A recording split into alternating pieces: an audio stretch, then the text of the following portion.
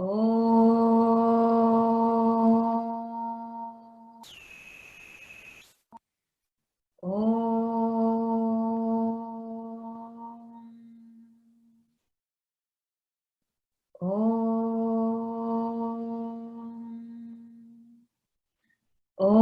Sahana Bhavatu Sahanau Bhunaktu Sahaviryam Karavavahai Tejasvinavadhitamastu ma vidvishavahai. Om Shanti Shanti Shanti. Samasta Jana Kalyane Niratam Karunamayam Namami Chinmayam Devam Satgurum Brahma Vidvaram.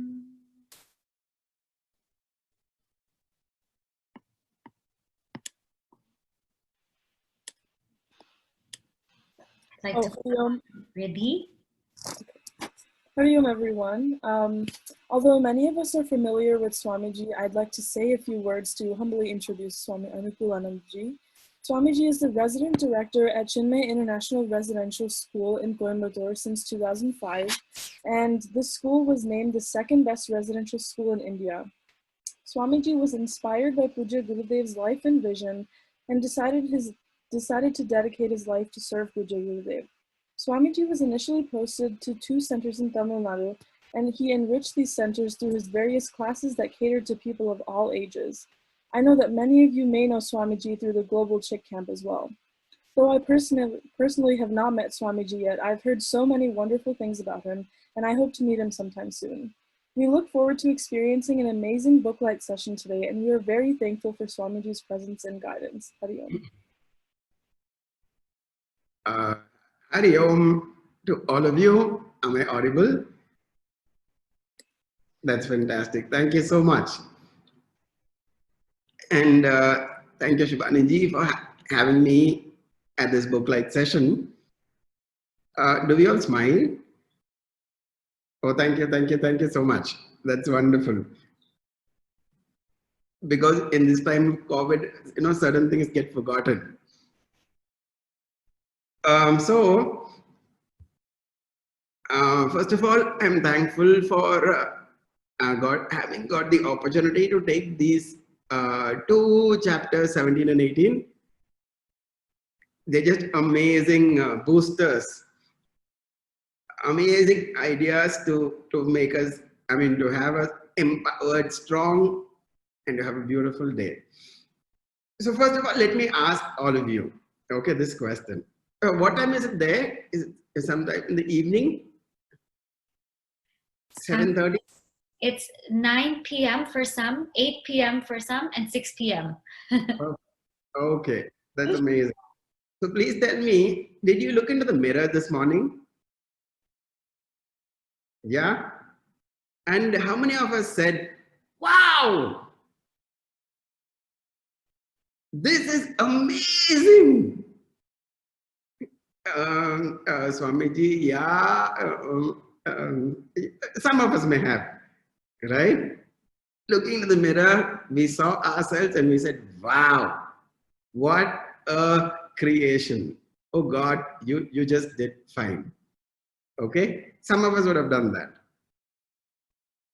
Swamiji, no, not that. I think a little lower. How many of us looked into the mirror and we said, nice, good? Yeah, some of us, we said good. That's nice. That's nice. Okay.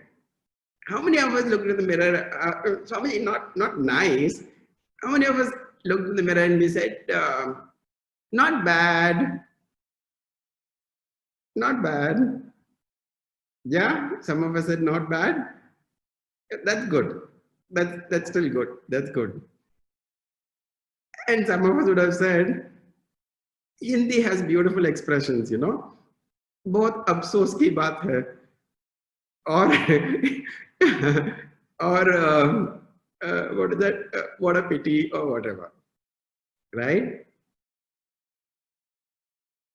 We are the most amazing creation on this earth, is it not? And come what may, Gurudev looked at us and said, youth are my only hope. Right? And Gurudev has such faith in us, and we are the best of creation. So when you look into the mirror the next time, and when you look at yourself, just say, wow. So what is it that makes us say wow about ourselves, or what is it that makes us say wow about someone else? Or in other words, in very simple terms, it is even called self-confidence. What is it that builds confidence in us? What is it that makes us face life with such strength? Now that is based on how we look at ourselves. And every moment of our life, we are constantly evaluating ourselves. When I look at somebody else, when I say, wow, it's because I saw something amazing, something great, something wonderful in them. And thus we said, wow. And if we have to say that same wow about ourselves, it will come from seeing ourselves doing amazing things. It doesn't come from saying that again and again and again, wow, wow, wow, but it comes from seeing ourselves doing amazing things. And that potential is there in each one of us. In fact, in Vivek Chudamani, Gurudev describes the example of a worm becoming a wasp. The worm is crawling on the branches and the leaves and the twigs. There is no possibility of flying that can be seen in the worm. But the same worm metamorphizes into the wasp and flies. So there Gurudev tells each one of us may look like worms, but inside every worm lies an amazing wasp, an amazing butterfly, just ready to fly. And it is that confidence that that faith that we can have in ourselves that will build our lives. Don't believe what you can become by looking at what you are today. Because what you are may not be the promises of what you can possibly become. What we can possibly become, our masters in our scriptures have told us. And our scriptures have told us that we can be infinite. And if we can be infinite, let us become that. It is our scriptures that has the daring to tell us, listen, whatever you think you are today, don't believe that you are infinite. And to reach that infinity is the potential we have. And the entire Hindu scriptures, the philosophy is built around this idea that this can happen. And therefore to train ourselves to evolve into that is our culture, is the purpose of our entire life. So therefore, Gurudev, what Gurudev is telling us in this 17th chapter is that remember that when you have such potential in yourselves, to waste that potential is the biggest loss in life. Every day when I wake up in the morning, can I look at the mirror and say, wow. And when you go to sleep at night, what do you tell yourself? How was your day? Swamiji, like yesterday. And how was yesterday? Like the day before yesterday. No, but how was it? So. You know, India has a very interesting expression, so. No, that's not what life needs to be. Can I say, I lived today amazingly? Gurudev says, yesterday is done and dusted, finished. Tomorrow, that will come tomorrow. That we don't have to bother about. But today, every day in our lives, can we live so fully and so amazingly that at night I can say, today was worth it. Today I lived my life really well and I'm happy. If we can just focus on today, every day, and make it full, make it complete, make it vibrant, then that day is done. And day after day after day, when we live our life that way, our entire life is amazing. Our entire life is done. Right? And for that, what is that we need to do? What is that we need to achieve? What is that we need to cultivate in ourselves? That is what Gurudev is talking in the 17th chapter. What is that one factor that can make our lives so complete, so full, so exciting, so vibrant? That one word is inspiration. When I wake up, when I wake up in the morning, what am I looking forward to? Right? What is it that I want to do today? Am I waking up with so much enthusiasm? Or am I waking up saying, oh God, one more day? Right? And if it's, oh God, one more day, then the day is finished right in the morning.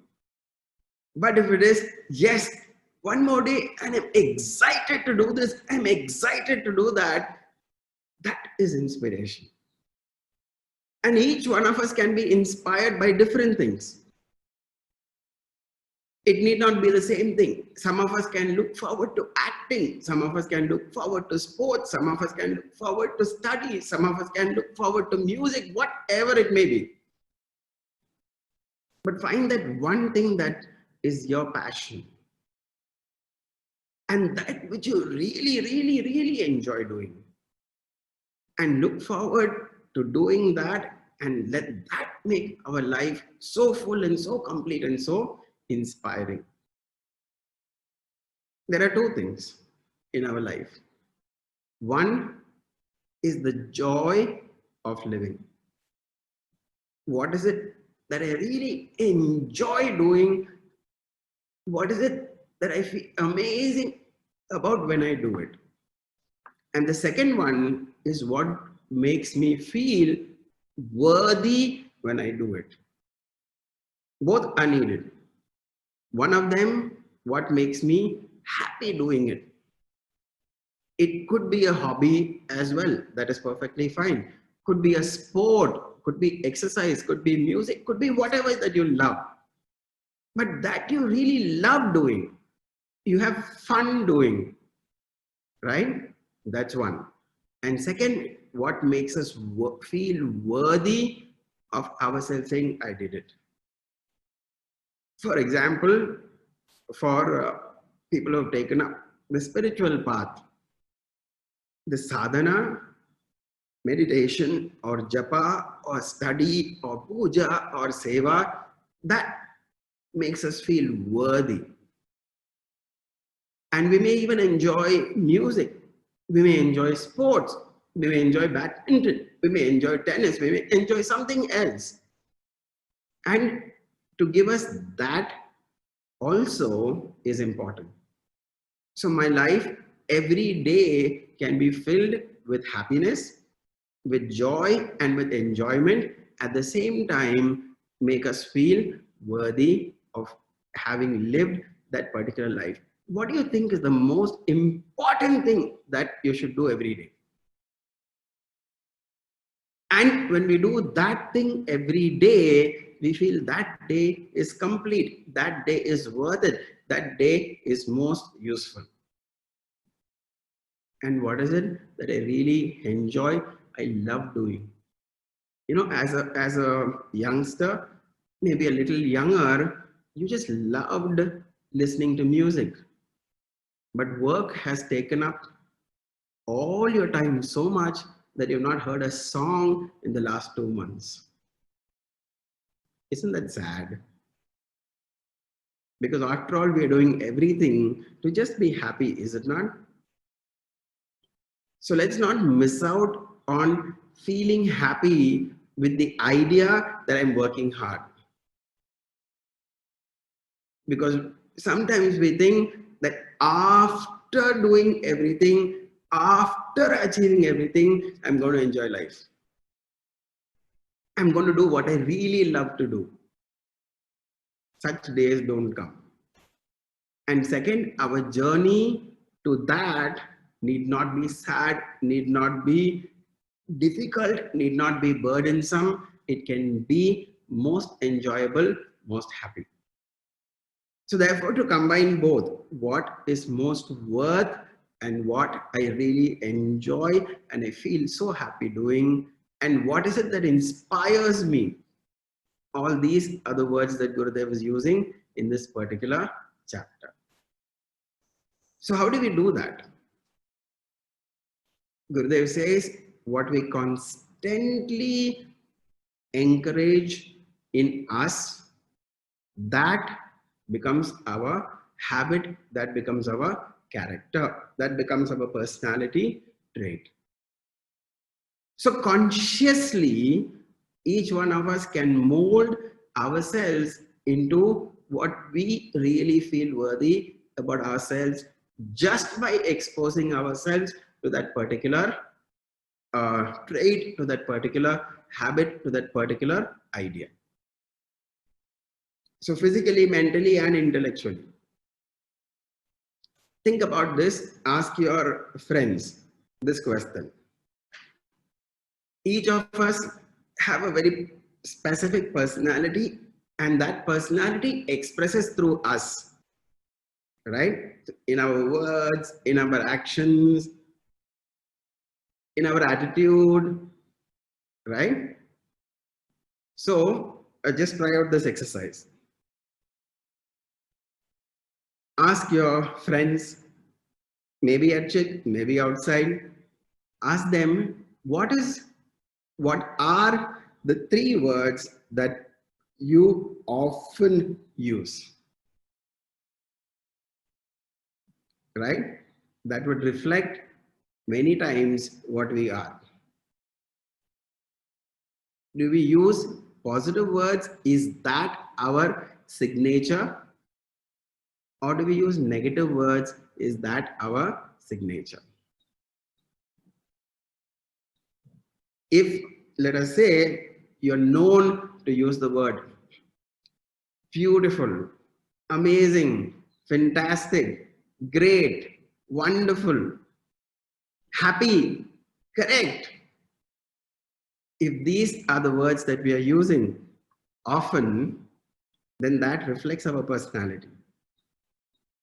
Or on the other hand, we're using words like, come on, man, what to do, I'm sorry, probably, if you're using words like that, then that's our personality. Or using even worse words, I don't want to use those words at all, then that reflects our personality, is it not? Because what we are inside unconsciously comes out in our words. They come out in our actions. How my room is reflects how I am to some extent. No doubt different people are different. Some people are, what do we call that, very organized. Some people are very creative and different, no doubt about it. But yet, am I living my life on my terms, or am I living my life in regrets? That is important. And this constant effort, this constant, what do we call, endeavor to say, wow, to appreciate myself by my words, by my actions, and by my attitude, that is spiritual. So someone asked, what is the sign of spiritual progress? Swamiji, what is the sign of spiritual progress? As I've seen in Gurudev, the sign of spiritual progress is when we are able to be more and more and more cheerful. Right? And that's why Gurudev gave our children, not even the youth, Gurudev gave our children the motto, keep smiling. What happened to you? Why are you so serious? I've become spiritual, Swamiji. My God. That's a very sad thing. Right? What happened? You look so cheerful nowadays. How come? You know what? I go to Chick class. That's the sign of Chick class. To keep smiling, to be happy, and to be cheerful is the first sign of becoming spiritual. And the second sign of becoming spiritual is developing the ability to love.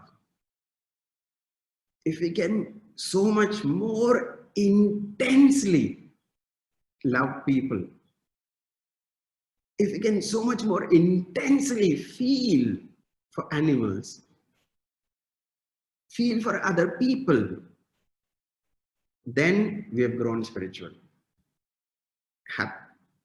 Cheerfulness and love are the signs of spirituality, of spiritual progress. And therefore, that kind of practice, that kind of positivity is the spiritual sadhana. So how can that grow? That grows from our exposure to such environment through the books, through our scriptures. So every day, what do I read is important. Today is the day of Instagram. Facebook is gone. Facebook is almost over for your generation. Are you on Facebook? So you are around 20 years behind, I understand. Today is Instagram, Swamiji. What do you post on Instagram? Think about it. Right? What do you like on Instagram? Just think about it. Because that is defining our personality, is it not? It is. Every word, every thought, every choice is speaking out loud of what I am entertaining, and what I am entertaining is building what I am becoming. Right? Of course, show off is not a good thing, but I would tell, flaunt your goodness. Right? Michael Jackson sang, I'm bad. You sing, I'm good. Seriously. Because I read a very, very beautiful quote. I don't remember it properly. Nelson Mandela spoke of it in his first speech when he came out of prison after 27 years.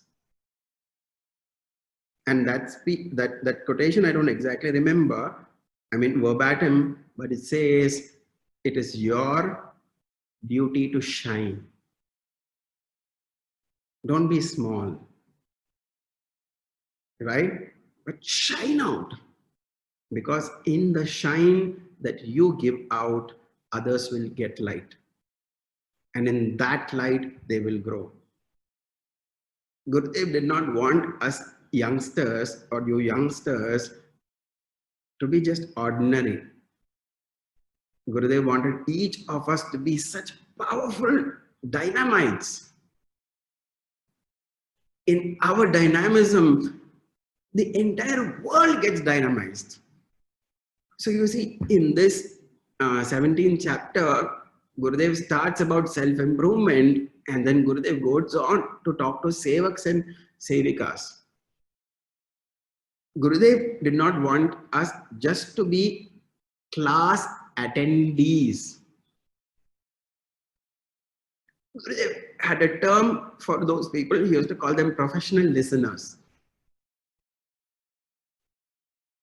Gurudev said, let each one of us learn in our classes and go out into the world, and looking at us, people get inspired to live this wonderful culture, to live this wonderful life. That kind of dynamism is what Gurudev expected each of us to have and to live and to achieve. So Gurudev ends it with what? Ends it by talking to us about being sevaks. See, none of our masters, having learned the scriptures, having imbibed the knowledge, they did not sit there in the Himalayas, right? They, having been lit by knowledge, they went on to light the entire world with knowledge. And let us also be the inheritors of that vision. First, we empower ourselves with this knowledge, study of the scriptures, Gurudev says. Second, physical, emotional, and intellectual realignment. So at the physical plane, Gurudev says, realign, correct the way we interact with the world, right? And of course, all of that comes through our inspiration. What is it that's driving me every day? That will correct everything else. So the physical contact with the world, let it be intelligent. Second, our emotional balance in seeing the world, our interaction with the world, let that be complete. And third, that arises from the right attitude of living and seeing life. That re-education and that realignment is what Gurudev is talking to us about. So physically, emotionally, and intellectually, try to analyze, where am I going wrong? What is that I need to correct? And when we make that kind of realignment, things are in place after that. And then Gurudev in the 18th chapter goes on to speak about the most powerful method of this realignment, and that is meditation. So Gurudev so beautifully teaches us, in fact, in this particular chapter, as to how to meditate in the most silent pauses in our life. Such clarity comes to our intellect, comes to our understanding. And therefore, every day to spend a little bit of time in quietude, in pausing, in giving us the space where we can see ourselves, where we can be with ourselves. That space we need to give. That space not only gives us the opportunity to look at ourselves, that rest also rejuvenates our being. Contact intensely with the positive ideas or the positive image of God fills us with such positivity. Contact with such positive emotions, with beauty of the face of the Lord,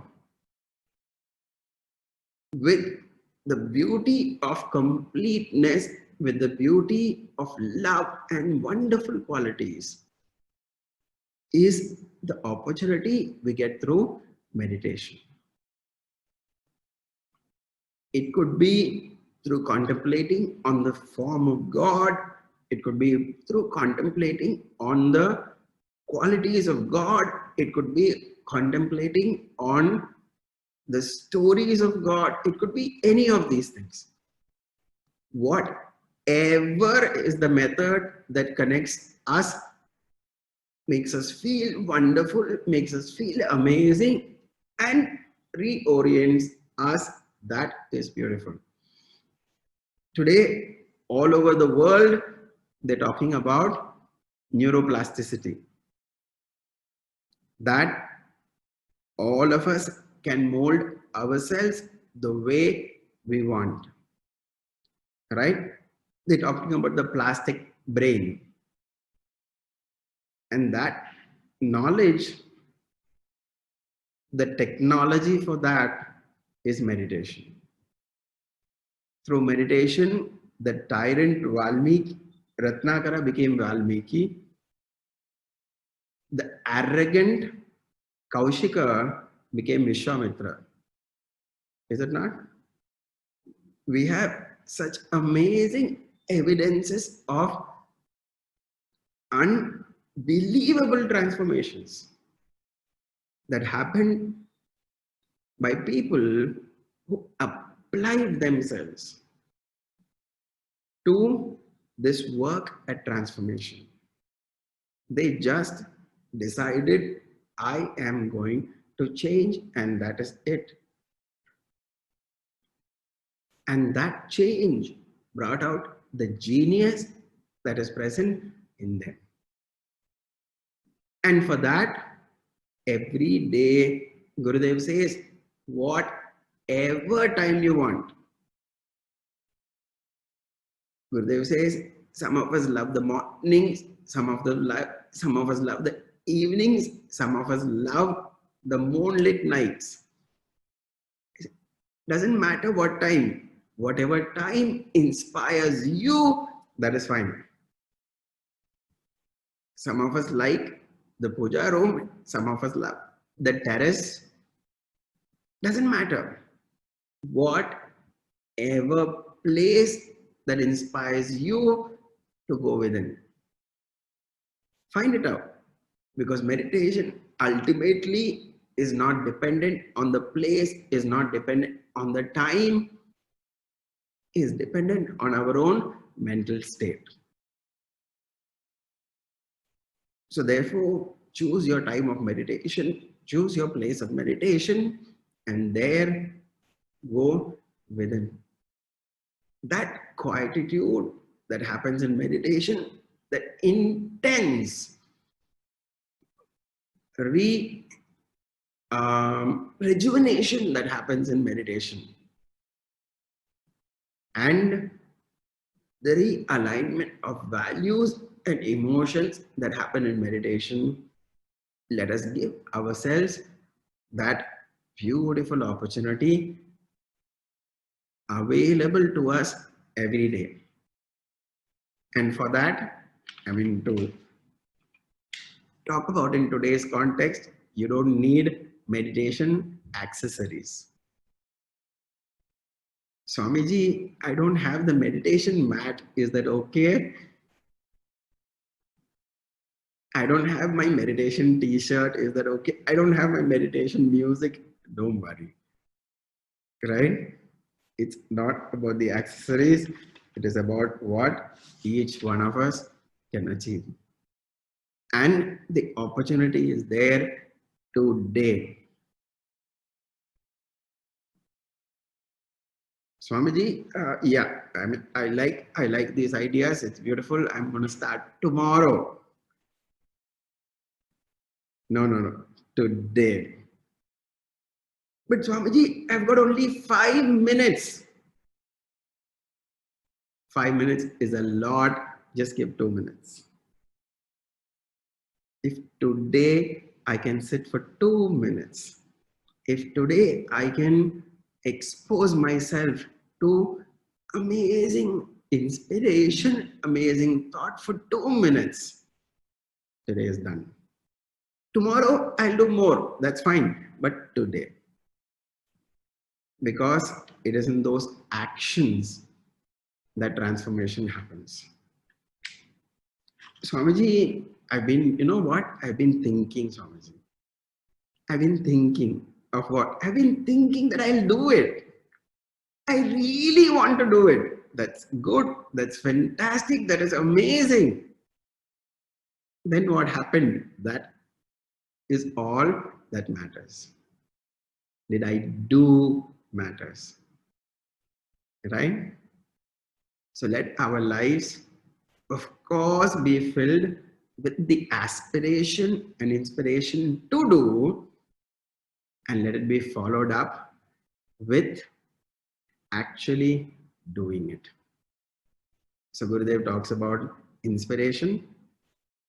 Gurudev talks about meditation, and underlying all of that, Gurudev ends with those most beautiful lines at the end of the 18th chapter, where Gurudev says, through faith in him, have faith in you. How much more powerful can these words be? When we have faith in ourselves, everything is done. So let us develop that faith, that trust that we can, and therefore Gurudev says, live it. We must. Because that is what is available to all of us. Right? I just can't stop reading this book at all, again and again and again. Each word of it bursts with inspiration, bursts with joy, bursts with dynamism. That is how Gurudev lived as well. Right? Around Gurudev, there was not a dull moment. I got to see Gurudev only in the last couple of years that I saw Gurudev. A few, very, very few moments that I got to see Gurudev in person, but every moment around Gurudev was like being around some such powerful, dynamic being. You just can't think negative. You can't think low. You can't think of weakness. It just has to be full of possibilities, full of positivity, full of hope, full of courage, full of strength. And that is what Gurudev is being teaching all of us through his books, through his lectures, through his words. And I'm so happy that all of us have got this opportunity to be connected in the way of study, in the way of listening to Gurudev's talks, through this beautiful program that Gurudev started for all of us. Thank you very much. I think with this, we'll complete the summary of the 17th, the 18th. I'm sure you read the chapters. In case some of you have not read the chapters, please do. It is most beautiful. Thank you. And I'm so happy that Swami Sharananand ji is also there with all of us. Thank you for being with us, Swamiji. Hari Om. Thank you, Swamiji, for that inspiring talk. And if anyone has any questions for Swamiji, please send them to me and we can go ahead and unmute you. And if you don't want your video shown, please feel free to send it in chat and then we can ask Swamiji.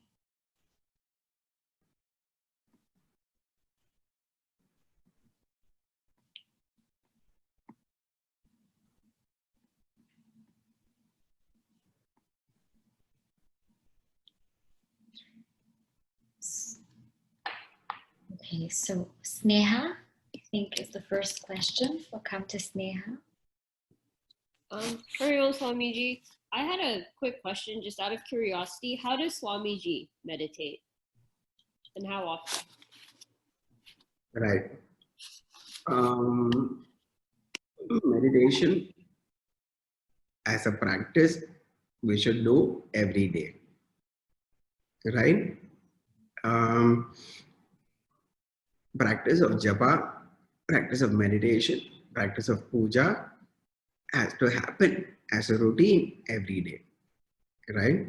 So there has to be a basic amount of time that you can give yourself, right? So as a Yuva Kendra member,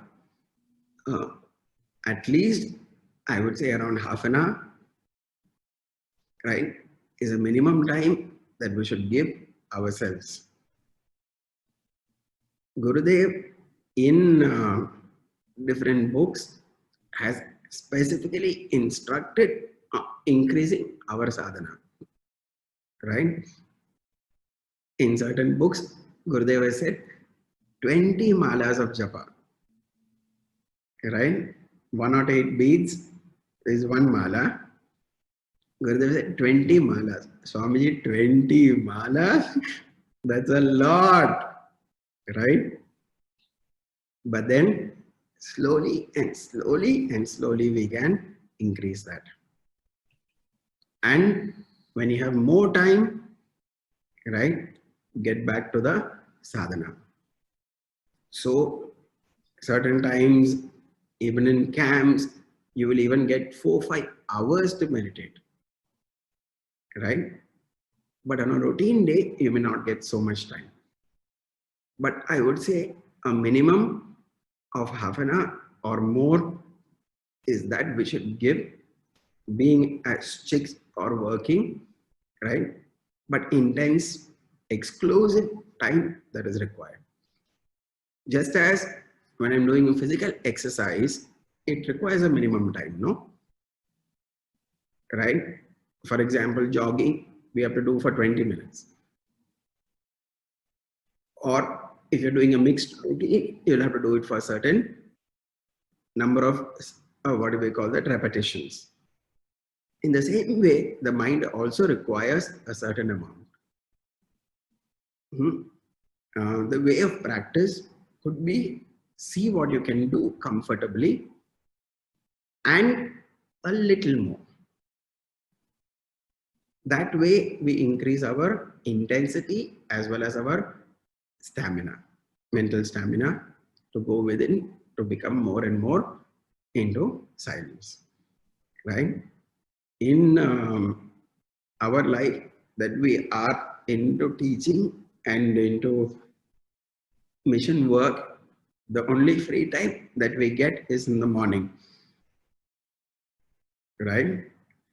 So before we get into the world, that is the best time, the time where we can give exclusively for our prayers, for our meditation, right? So that if we can manage, then we are done for the day. Same way in the evening, before retiring to bed or once we have finished all our interaction, that is beautiful as well. Thank you. Our next question is from Netra. Netra says that during this period of self-isolation, I've been finding it easy to fall into an endless, repetitive routine. And sometimes one may feel like they're losing their enthusiasm. So how to get out of this? Okay. Some of us are fantastic with routines. Some of us love variety, right? So try to be creative. For example, if I'm doing japa and slowly I'm getting bored doing japa, then get into singing. the name of the Lord. You're doing the same thing, but you're doing it differently. Sometimes I tell students studying in school, if they're studying, right, and reading and studying is getting boring, then drop what you're studying. So what happens is I am doing something with that material. I am not doing the same thing again and again and again and again, right? So therefore try to become creative, do the same things in a different way each day, or whenever you're feeling bored, do the same thing in a much different way. That will create enthusiasm. I sometimes tell students to write a song on a science chapter. So they write a rap song on a science chapter. And that way they study, and that way they keep their enthusiasm higher, right? So be creative and try to see how you can have fun doing what you are doing. Please don't become repetitive. All of us dislike repetition after some time. That is the idea. So let us not have very fixed ideas of even prayer, right? That prayer has to be done only this way. In the Bhagavad, Krishna says, it is said, Yena kena prakarena mana Krishne niveshayet. It is said, in whatever method possible, let Krishna enter your mind. So today, I am letting Krishna enter my mind through singing. Tomorrow through drawing. Day after tomorrow through meditation. The day after that through some stories. The day after that by telling some stories. Doesn't matter. Whatever is the method that you can take up, what will keep you inspired, what will keep you charged, take that method up. So don't get into a routine. Use creativity. Okay? So studies need not be only by reading. It can be in so many different ways. Okay, so think about it. I'm sure we'll find the enthusiasm coming back. Our next question is, Swamiji, how do we feel joy without guilt for disregarding our duties when we pursue what we enjoy? Okay. I remember a post on Instagram. This lockdown period, a lot of people that I know are on Instagram. So for the first time, I also got on Instagram. And I remember an amazing post, okay? It said, there's a picture of one of the girls, and she says, they tell me that I did something wrong. But why does it feel so good? Right? That is the post. See, the first part is very, very important, and that is integration of the mind and the intellect. That's very important. Okay? When the mind, which is emotions, is in conflict with your principles, which is the intellect, then what happens? Guilt will form. What is most important is the residue after an action. That is important because the residue of the action stays.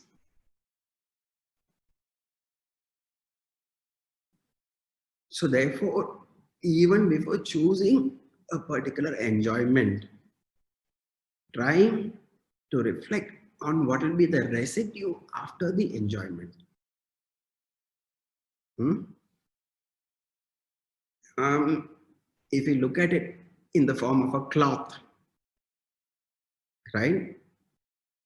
Is it going to be a stain or is it going to be a beautiful pattern?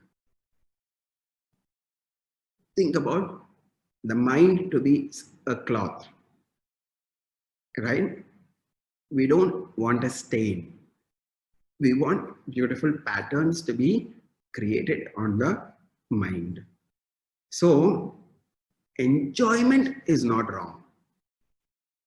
Enjoyment is fine, but the content of the enjoyment is important,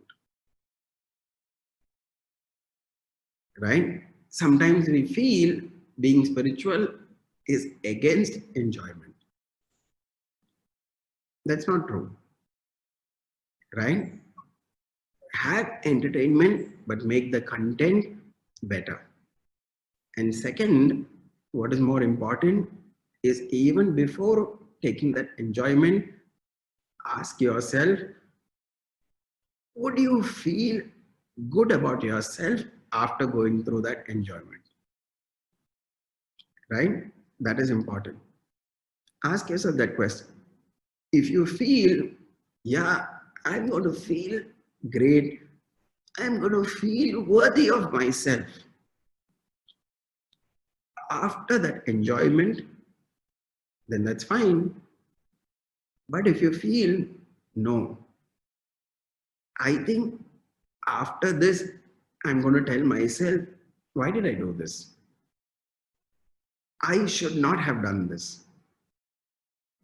If that is what you're going to tell yourself, then better avoid that. And at that time, engage yourself in something which you feel worthy about. Because ultimately what matters is the residue that is left in your mind after that particular experience. Because the enjoyment got over. That party, that trip, that conversation, whatever you had, that will get over. But the residue from that will remain, and the entire set of residue is what will build our personality. So our personality should not be built out of guilt, right? So when we look back, we should not keep saying, oh, I did this wrong, I should have done that better, etc., etc. The more of such negative residue, the more negative we will look at ourselves. So therefore, we have the opportunity before doing that particular action to decide, I don't want that kind of residue, and therefore I want positive residues in my mind, and therefore choose such actions. You know you will feel guilty. The best way is to avoid doing that, but not give up enjoyment. Entertainment is a mode, M-O-D-E. It's a mode. But the content will determine the feel after that entertainment. Right? So if that could help, then that will be good. Thank you, Swamiji. I think that's all the questions that we have today. And we're so grateful that Swamiji could join us all the way from Bharat. And we know that when we started, it was 6:30 a.m. So we're really, really grateful. And we enjoyed the session very much. And thank you so much. Hope to meet all of you, not even some of you, all of you at the Global Chick Camp, right? Whenever international travel opens up and you can come to see IRS, the Chinmaya International Residential School, please quickly book your place in the Global Chick Camp and come here. You know how lovely Swami Swarupananji is. You saw Swami Supriyanji in the last session. right? And this place is a huge campus. People who've been here have just fallen in love with this place. We have 2 lakes in our campus, right? Amazing birds, amazing trees and flowers. We've got around 30 to 40 peacocks living in our campus. Yes, and it's beautiful. So please do come. And December is the best time. The weather is amazing. You should all come. So welcome to CHYKWest. Thank you for having me with all of you. Hari Om. Hari Om, Swamiji. Before we say the closing prayers, just a few announcements. Next week, there will be a Chik-only discussion on Swamiji's discourse. And the following week, we will have Swami Dhiranandaji. So please come back next week and the week after. We'll just say the closing prayer.